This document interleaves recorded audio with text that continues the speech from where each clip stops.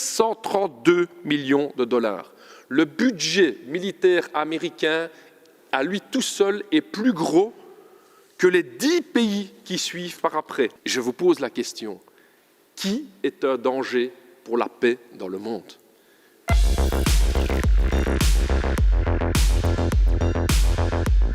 Dus wat er vandaag voor ligt is eigenlijk een resolutie van het opnieuw aanhalen van onze transatlantische betrekkingen na de Amerikaanse verkiezingen. En de vraag dat ons gesteld wordt is, heeft België er belang bij om vandaag om samen te binden met de Verenigde Staten van Amerika?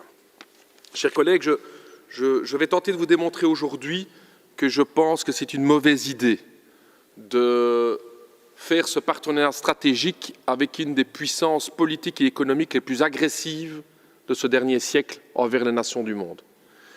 Ik denk dat het voor het belangen van het werkvolk in België, van het Vlaanderen, Brussel, Wallonië, het werkvolk in Europa en de derde wereldlanden, dat dit strategische bondgenootschap tussen de Verenigde Staten en Europa een slecht ding is. Ik denk dat Europa er geen één belang heeft om samen te spannen met een van de gevaarlijkste wereldmachten in de wereld, dat de Verenigde Staten zijn. Et je veux vraiment vous le démontrer parce qu'aujourd'hui, les tensions économiques dans le monde sont dangereuses. Elles sont dangereuses, pourquoi? Parce que pour la première fois depuis 1945, une puissance économique ultra dominante comme les États-Unis vont être dépassées économiquement par d'autres puissances, notamment la Chine. Comment réagit une puissance impérialiste quand elle se fait dépasser? Et c'est l'expérience du dernier siècle qui nous le montre. Elle réagit par la guerre. Elle réagit par la guerre parce que l'armement est une supériorité qui est utilisée vers les autres nations pour pouvoir régler les conflits économiques. Or, les États-Unis d'Amérique ont une longue tradition d'intervention dans les affaires intérieures d'autres pays. Je vous rappelle, chers collègues, que la Charte des Nations Unies est très très claire. Après 1945, il y avait une sorte de pacte entre les nations de dire on ne va pas se mêler des affaires intérieures des autres nations. Dat was de basis van het einde van de Tweede Wereldoorlog. De lessen die getrokken waren, is dat geen één land, zelfs niet grootmachten, geen recht hadden om tussen te komen in de binnenlandse zaken van andere landen. Dat mocht niet meer, omdat daarvoor een Tweede Wereldoorlog gebeurd was. Eh bien, pourtant, ce sont ces principes-là que les États-Unis d'Amérique ont mis de côté. Chers collègues, permettez-moi de vous faire la liste des interventions militaires directes et indirectes des États-Unis d'Amérique depuis 1945. Les États-Unis, l'impérialisme américain, sont intervenus en Chine en 1945-1946, en Syrie en 1949, in Korea 1950-1953, in China 1950-1953, en Iran en 1953, au Guatemala en 1954, au Tibet entre 1955 et 1970, en Indonésie en 1958, la baie des Cochons à Cuba 1959, en République démocratique du Congo entre 1960 et 1965, en République dominicaine en 1961, in Vietnam 10 jaar 61-73, in Brazilië 64, in de Republiek of Congo 64, in Guatemala weer eens 64, in Laos 64 tot 73, en République dominicaine 65-66. Je n'ai pas encore fini, chers collègues. L'impérialisme américain est intervenu aussi en Pérou en 1965, en Grèce en 1967, au Guatemala à nouveau en 67, au Cambodge 69, au Chili avec la démission forcée par la CIA du camarade Allende en 1973, en Argentine en 1976, en Angola les troupes américaines en 76 jusqu'en 92, en Turquie en 1980, en Pologne en 1980, en El Salvador 81, Nicaragua 81, Cambodge 80 en 95, le Liban, la Grenade, la Libye en 86, en Iran en 87. Les États-Unis d'Amérique sont intervenus en Libye en 89, aux Philippines en 89, au Panama en 1990, en Irak en 1991, en Somalie entre 92 en 94. De Verenigde Staten van Amerika zijn tussengekomen in Bosnië in 95, in Irak weer eens in 92 tot 96, in Sudan in 98, Afghanistan 98, Joegoslavië in 99, Afghanistan in 2001. Les États-Unis d'Amérique sont encore intervenus en Irak entre 2002 et 2003, en Somalie en 2006-2007, en Iran entre 2005 et aujourd'hui, en Libye en 2011 et au Venezuela en 2019. Qu'est-ce qu'on a à dire à ça, chers collègues? Qu'est-ce qu'on peut dire qu'une puissance aussi dominante au niveau du monde est intervenue dans tous ces pays? Quel intérêt avons-nous, la Belgique, avons-nous, les peuples européens, de se lier stratégiquement avec une puissance aussi dominante? Ik spreek hier ook over vrede. Vrede in de wereld. Vrede in de wereld. Ik heb hier al de interventies gehad. Om die interventies te doen hebben de Verenigde Staten van Amerika een van de grootste militaire budgetten van de wereld. $732 miljoen aan investeringen in wapens en een leger. 732 millions de dollars. Le budget militaire américain, à lui tout seul, est plus gros que les 10 pays qui suivent par après. Le budget militaire de la Chine, de l'Inde, de la Russie, de l'Arabie saoudite, de la France, de l'Allemagne, de la Grande-Bretagne, du Japon, de la Corée du Sud et du Brésil, ensemble, représentent moins de dépenses militaires américaines, militaires que les États-Unis d'Amérique. Je vous pose la question, qui est un danger pour la paix dans le monde? Wie is een gevaar voor vrede in de wereld? Dat zijn de Verenigde Staten van Amerika, het imperialisme van Amerika, die met zo'n militair budget overal tussenkomt waar het wilt. Je vous rappelle, chers collègues, que l'intervention des États-Unis d'Amérique en Irak et l'embargo qui a suivi a coûté la vie à 1,5 million d'Irakiens. Comment pouvons-nous encore avoir un partenariat stratégique avec une puissance qui est responsable de la mort d'1,5 million de travailleurs et d'enfants irakiens? C'est ça la question. Pour le quart de la moitié de ce qui réaliserait d'autres puissances dans le monde, on appellerait à des sanctions, c'est scandaleux. Et ici, on se tait. Ici, on se tait, parce que ce sont les États-Unis d'Amérique, parce qu'on laisse faire. On parle ici de multilatéralisme, du besoin de multilatéralisme dans le monde.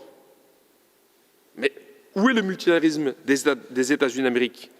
Waar is het multilatéralisme? De Verenigde Staten hebben heel veel teksten niet onderschreven. Het Statuut van Rome, internationaal strafhof, niet ondertekend. Conventie voor de rechten van het kind, Verenigde Staten, niet ondertekend. Conventie over the law of the sea, het zeerecht, niet ondertekend. Conventie tegen dwangarbeid, Verenigde Staten, niet ondertekend.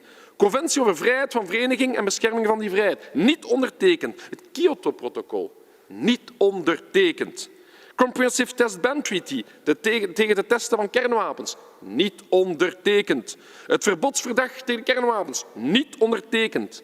Conventie voor de bescherming van migrantwerkers en hun gezinnen, niet ondertekend. Conventie tegen discriminatie in het onderwijs en in tewerkstellingen, niet ondertekend.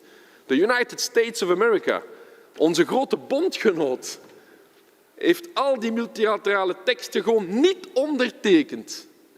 Die zijn gewoon tientallen keren tussengekomen in andere landen zonder mandaat, zelfs van de UNO. Geen probleem. Pourquoi? Pourquoi, chers collègues, devons-nous garder ce partenariat stratégique? Et pour nos peuples à nous, et pour les peuples du tiers-monde, nous n'avons aucun intérêt à ce partenariat stratégique. Alors on va me dire, ouais, mais ce sont nos normes et nos valeurs communes. La résolution ici commence par nos normes et nos valeurs communes. C'est quoi les normes et les valeurs communes des United States of America? C'est quoi nos valeurs communes? C'est Guantanamo? La torture officialisée dans un centre de détention comme Guantanamo, c'est ça les normes communes?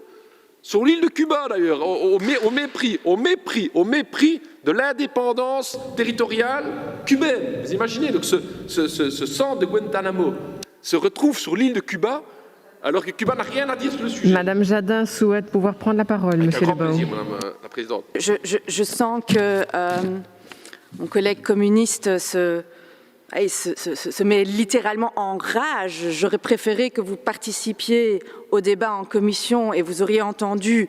J'aurais aussi préféré que vous écoutiez mon intervention pour bien comprendre qu'il n'y a pas qu'un revers de la médaille, mais il y en a plusieurs. Il n'y a pas qu'une facette de la coopération, mais il y en a plusieurs.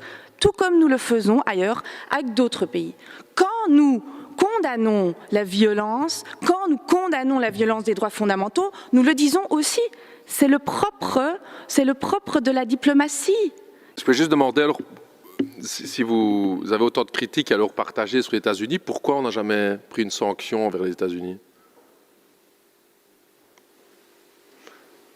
Pour ceux qui voient la vidéo, les mouches sont en train de voler dans l'Assemblée. Et c'est ça la question. C'est ça la question. C'est que malgré les bombardements, malgré 1,5 million de morts irakiens, malgré la non-reconnaissance de tout ce qui se passe en Palestine et l'abandon par l'administration Biden de Palestine, jamais l'Europe va prendre la moitié du quart d'une sanction que les États-Unis d'Amérique. Par contre, toutes les autres nations du monde, là, il n'y a pas de problème, boum, boum, boum, etc. C'est ça le problème des 2 poids 2 mesures. Et votre résolution, elle parle effectivement d'un partenaire stratégique. J'ai parlé des normes communes. Les États-Unis d'Amérique ont 2,2 millions d'Américains dans leurs prisons. 2,2 millions d'Américains sont en prison. C'est ça les normes communes. 4,5% de l'humanité est américaine. Mais 22% de la population carcérale dans le monde se trouve aux États-Unis d'Amérique. C'est ça les normes communes. C'est ça les fameuses normes communes qu'on parle avec les États-Unis d'Amérique. Le nucléaire, l'armement nucléaire. L'administration Biden annonce un remplacement de l'ensemble de l'arsenal nucléaire américain à hauteur de 1,7 milliard de dollars. Où est le danger pour le monde? Les relations entre États. Permettez-moi quand même de parler des relations entre États. Il y a 3 semaines, enfin, il y a qu'à 5-6 semaines, tout le monde parlait ici d'un hacking. On n'avait aucune preuve, mais ça venait de la Chine. Les Chinois avaient hacké le Parlement européen. Oh, tout le monde en parlait, c'était bras-le-bas de combat. Mais que font les États-Unis d'Amérique? Les États-Unis d'Amérique, tout simplement, ils mettent sous écoute téléphonique officiellement nos premiers ministres. Madame Merkel, toutes ces conversations, via le Danemark, la NSA américaine, met l'ensemble de nos premiers ministres sous écoute. Que fait l'Europe? Rien du tout, non, sorry, on va essayer de parler pas trop vite la prochaine fois au téléphone, comme ça vous entendrez mieux nos conversations. Edward Snowden nous apprend que les États-Unis d'Amérique, via le programme PRISM,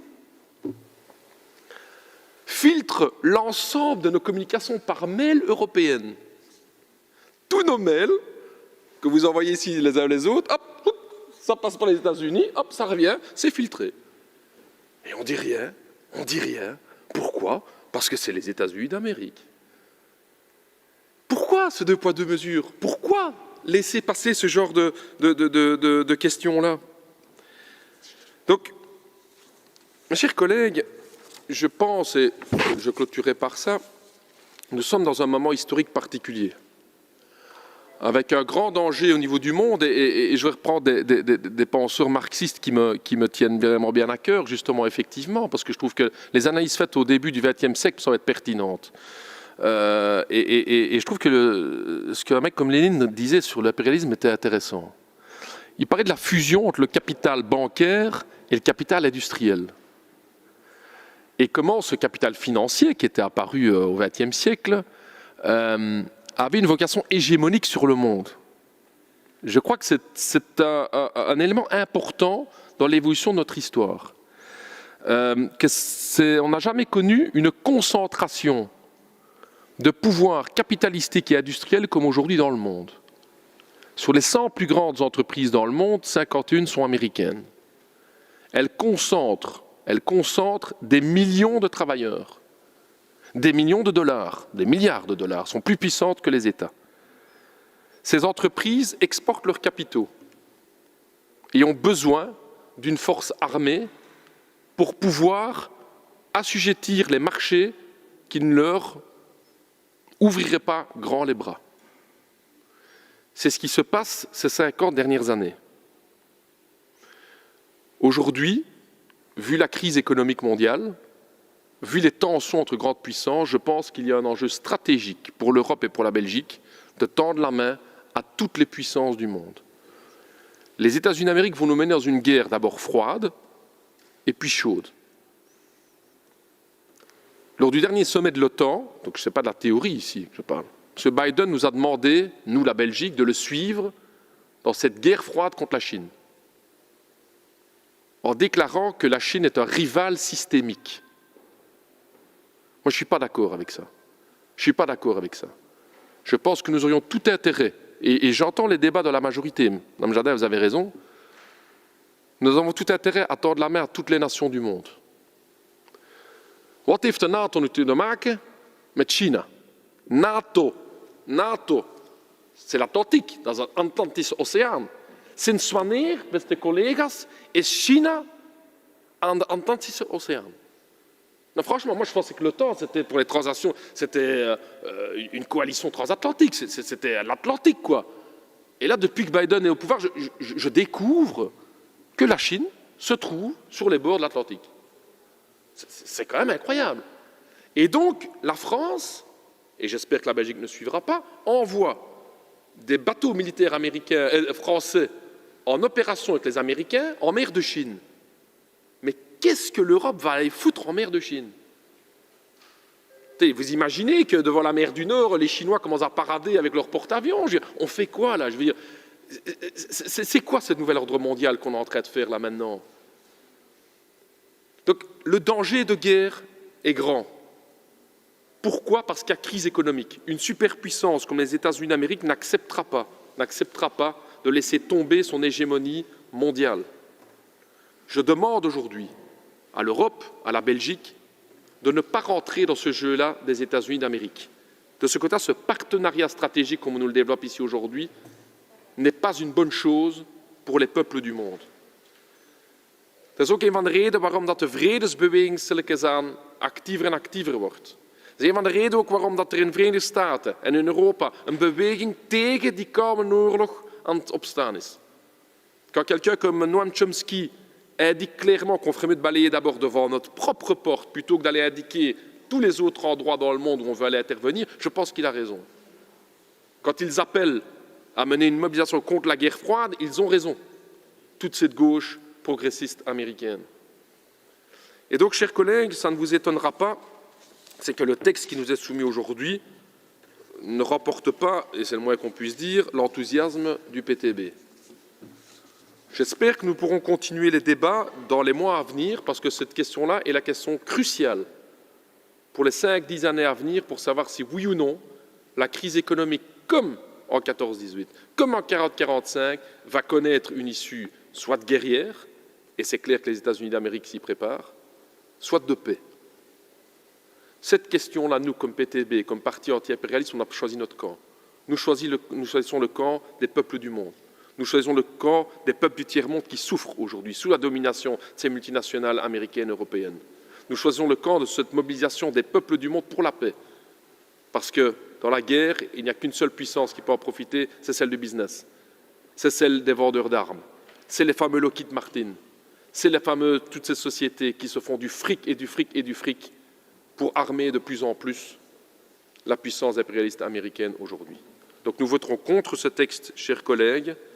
Nous voterons contre toutes les initiatives de jonctionner complètement l'Europe avec les États-Unis d'Amérique. Et nous espérons que l'Europe pourra jouer un rôle de paix et pas un rôle de défense de ses propres intérêts géostratégiques basés sur le business. Nous, on ne veut pas rouler pour les Philips, on ne veut pas rouler pour les multinationales américaines, pour les Volvo et tout et quanti, les Renault et compagnie. Ce qu'on veut pour nous, c'est de rouler pour les peuples du monde, pour les travailleurs. Et les travailleurs n'ont pas intérêt à ces guerres inter-impérialistes. Les travailleurs ont intérêt à la paix et à les avancées sociales.